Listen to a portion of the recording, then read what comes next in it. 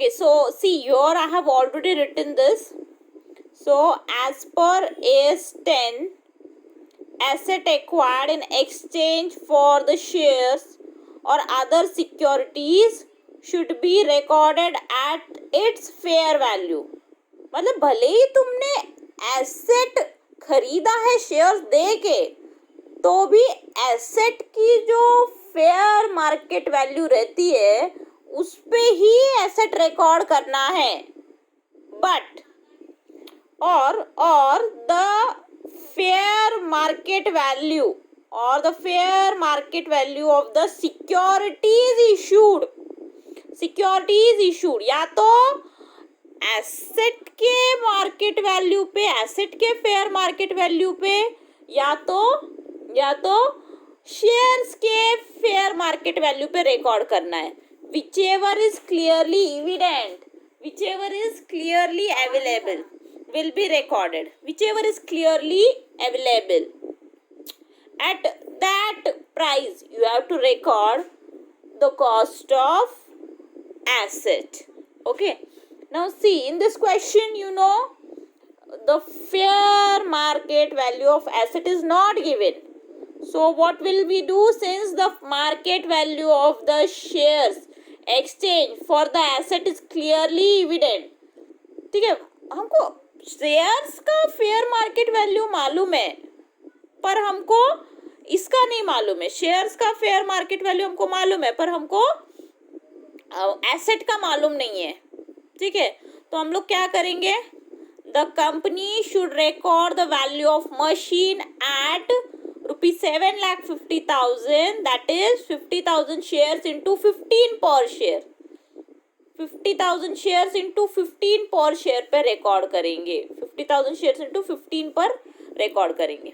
ठीक है, यानी 7,50,000 मतलब जो फेयर वैल्यू शेयर्स का है ₹15, 50,000 शेयर्स के हिसाब से 7,50,000 वही हो जाएगा, वही अमाउंट हो जाएगी एसेट की वैल्यू. मतलब 7,50,000 मशीन की वैल्यू आएगी बैलेंस शीट में. In the books of account the value of machine will be 7,50,000 because we don't know the fair value of asset machine acquired. Okay, now we will take the next question. Okay, so the next question is, Jadu Limited purchased certain plant and machinery for ₹40 lakhs.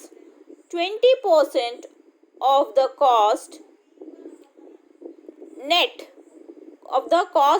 of the GST input credit is subsidy component to be realized from a state government for establishing industry in a backward district.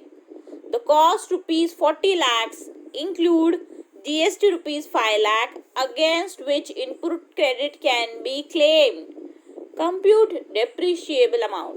अभी इस question में क्या हो रहा है कि तुमने machine खरीदी है. कितने में खरीदी है? 40 lakhs में खरीदी है.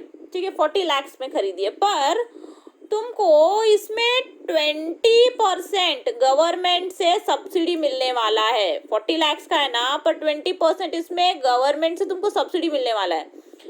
पर कौन से अमाउंट पे मिलने वाला है सब्सिडी? ठीक है, 20% off the cost net of GST input credit is subsidy component to be realise from a state government. यानी इस 40 lakhs में से पहले हम लोग ने जितना GST क्या है, इनपुट क्रेडिट है ना, इनपुट क्रेडिट है. ठीक है, यानी वो तुमको वापस मिलने वाला है भले ही तुमने GST पे किया है. ठीक है जी, भले ही तुमने GST पे किया. कितना किया है? देखो इधर दिया 5 लाख GST पे किया 40 lakhs में. ठीक है, तुम लोगों ने 5 लाख क्या किया? GST पे किया है, जो कि तुमको वापस मिलने वाला है. That is a input credit which you are going to receive. So तुमको कितने का पड़ रहा है machine? 40 lakhs minus 5 lakhs, 35 lakhs का पड़ रहा है. तो उस 35 lakhs पे तुमको 20% सब्सिडी मिलने वाला है.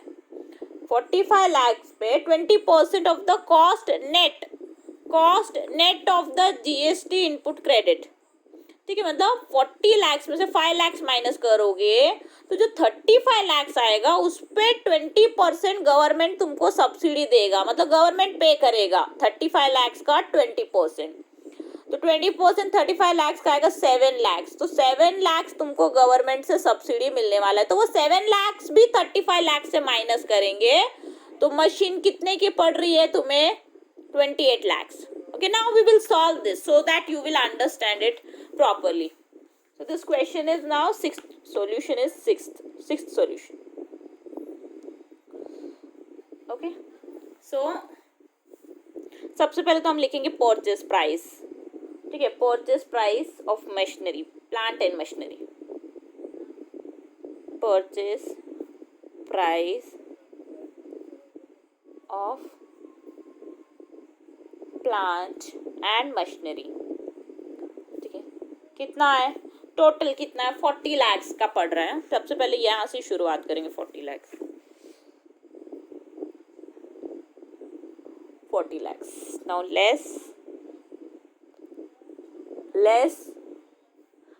लेस इसमें से क्या करेंगे? GST input credit. क्या है इसमें हमको? जीएसटी इनपुट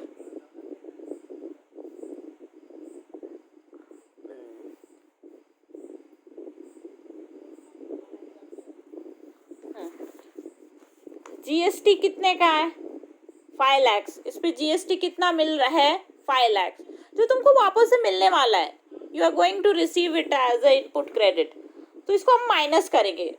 ठीक है, इसमें तुमने पे किया था, इसमें तुमने पहले से पे किया था, पर तुमको वो वापस मिलने वाला है तो वो इसलिए माइनस करेंगे। ये 40 lakhs में वो 5 lakh इंक्लूडेड है, तो माइनस करेंगे तो कितना आएगा? 35 lakhs। 35 lakhs आएगा। ठीक है, इस 40 lakhs में वो इंक्लूडेड था। ठीक है, तो 35 lakhs में पड़ा, क्योंकि ये जीएसटी तो हमको वापस हो जाएगा। नाउ अब इस 35 lakhs पे गवर्नमेंट क्या कर रहे हैं? 20% तुमको सब्सिडी दे रही है, 20% पे करने वाली है। ठीक है, 20% off the cost net of GST input credit is subsidy component to be realized from a state government। 20% government पे करने वाला है, यानी इस 35 lakhs का 20% गवर्नमेंट पे करने वाला है। और सब्सिडी जो है ना वो माइनस करते हैं, सब्सिडी कॉस्ट में से माइनस करते हैं, क्योंकि वो तुमने नहीं पे किया है, गवर्नमेंट ने पे किया है, तुम्हारा पैसा नहीं गया ना। इस 35 lakhs में 20% सब्सिडी ठीक है provided by state government, so that will be deducted। तो इसका 20% निकालो, 35 lakhs का 20% निकालेंगे।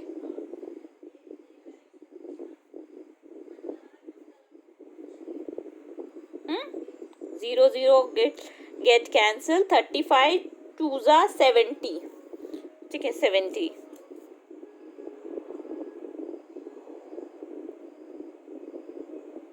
Okay, that's 70 and plus your 30।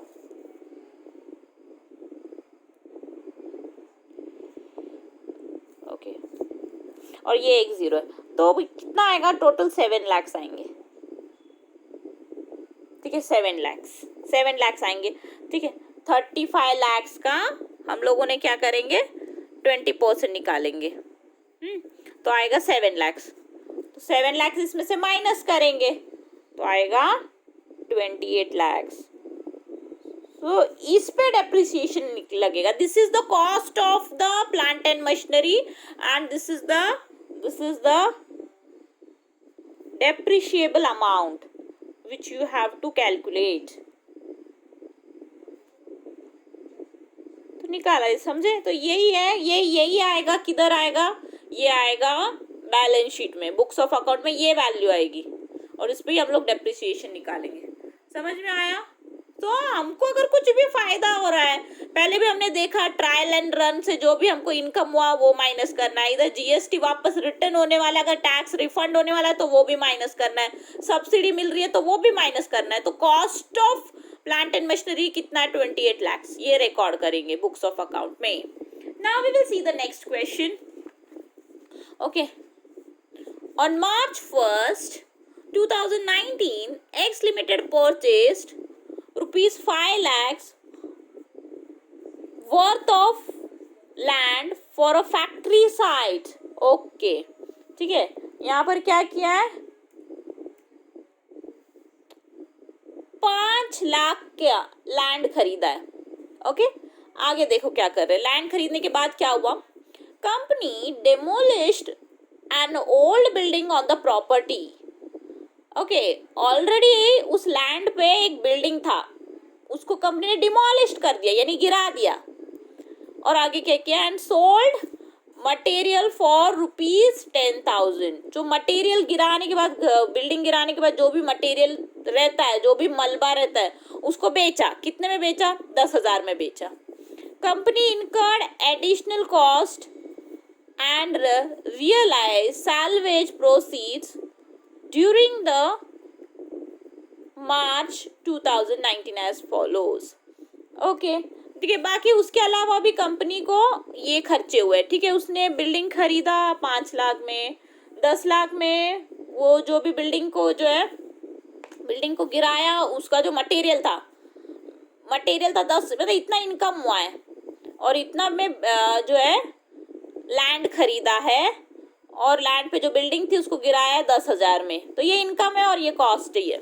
आगे उसके अलावा भी कुछ खर्चे हुए हैं. कौन कौन से खर्चे हुए हैं, legal fees for purchase, contract and recording ownership 25,000. अभी तुम लैंड खरीदते हो तो उसका जो कागज के खर्चे आते हैं, तुम्हें अपने नाम पे करना है तो उसका खर्चा आता है, कागज का खर्चा आता है, तुमने सुना होगा. तो उसका खर्चा है 25,000 आया. ठीक है. दूसरा, जब तुमने जगह लिया तो अपने नाम पे करने के लिए तुमको 25,000 खर्चा है. Title guarantee insurance 10,000. So this is the insurance which protect the ownership. कल को आकर कोई ये ना कहे अरे ये मेरी जमीन है, तो तुम्हारी ओनरशिप को प्रोटेक्ट करने के लिए तुम लोगों ने ये इंश्योरेंस लिया, वो 10,000 का है. ठीक है, मतलब लैंड से रिलेटेड इंश्योरेंस है 10,000, ओनरशिप से related. Then cost for demolition of building. अभी वो घर गिराया था, तुमको याद है, एक घर था वो गिराया था, उसको गिराने में कितना खर्चा आया, 50,000. तुमने जो भी जेसीबी मंगाया होगा, ठीक है, वर्कर्स आए होंगे, तो सबको, ठीक है, उसको गिराने के लिए 50,000 गए. और जो गिराने के बाद जो वेस्ट मटेरियल था, सैल्वेज था, उसको 10,000 में बेचा है. ठीक है, यानी टोटल 40,000 में वो बेचना, घर गिराना, वो जो ऑलरेडी बिल्डिंग थी उसको गिराना, वो कितने में पड़ा, 40,000 में. 50,000 तो उसको गिराने में गए, और 10,000 जो गिराए हुए मटेरियल को बेच के 10,000 इनकम हुआ था, यानी गिराना कितने में पड़ा, 40,000.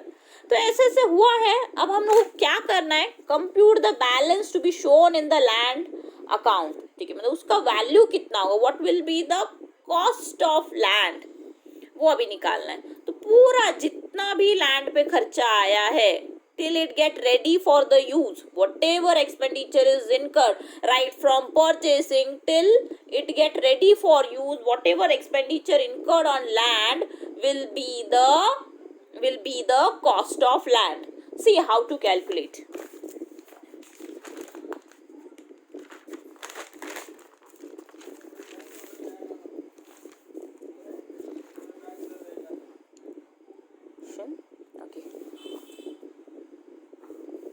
Calculation of the cost for purchase of land.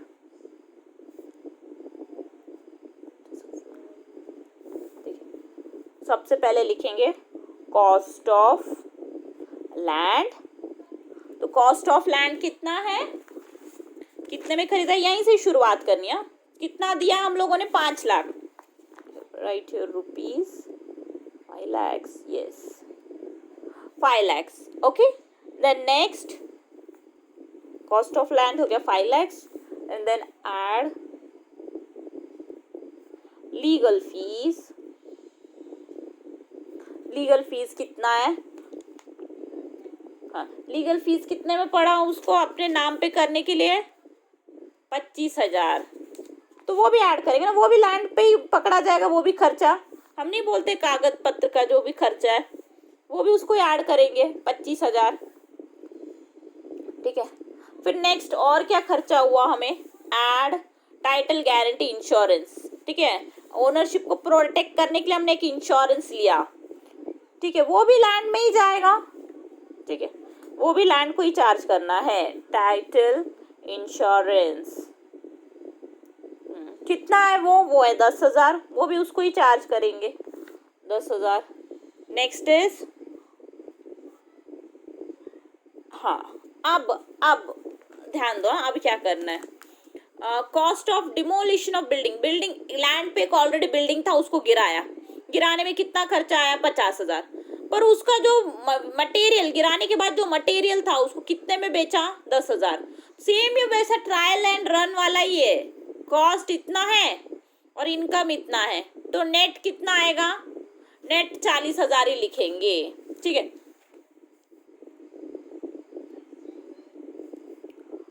Net cost of demolition यानी बिल्डिंग गिराना, ठीक है, कितना आएगा 50,000, तो उसको गिराने में खर्चा आया और 10,000 जो है उससे इनकम हुआ था जो गिराए हुए मटेरियल से, तो यानी सिर्फ 40,000 ही आएगा। वो सेम ट्रायल एंड रन की तरह तुम ऐसे भी लिख सकते हो, कॉस्ट ऑफ डिमोलिशन एड 50,000 फिर less income from salvage value of the material, ठीक है, 10,000 माइनस करो, ठीक है, तो वैसे भी लिख सकते हो, या फिर इधर डायरेक्टली नेट 40,000 भी लिख सकते हो। तो टोटल हमको लैंड कितने में पड़ा, टोटल हमको लैंड पड़ा है 5 लाख, सब पूरा ऐड कर लेंगे, तो टोटल तुमको लैंड पड़ा है 5,75,000 में। So cost of the land total पूरा, अब भी ये तुम्हारे हाथ में आया, जब तक वो बिल्डिंग था तब तक वो लैंड था, क्या तुम कुछ कर पा रहे थे क्या उस लैंड पे, क्योंकि वो बिल्डिंग की वजह से बिल्डिंग को गिराना पड़ा, तो अब तुम्हारे हाथ में आया है, now it is ready for the use, but till that time whatever expenditure is incurred, till it does not get ready for the use, whatever expenditure you have incurred will be the part of the cost of the land, okay, so this is how you have to calculate the value of asset, cost of asset. Now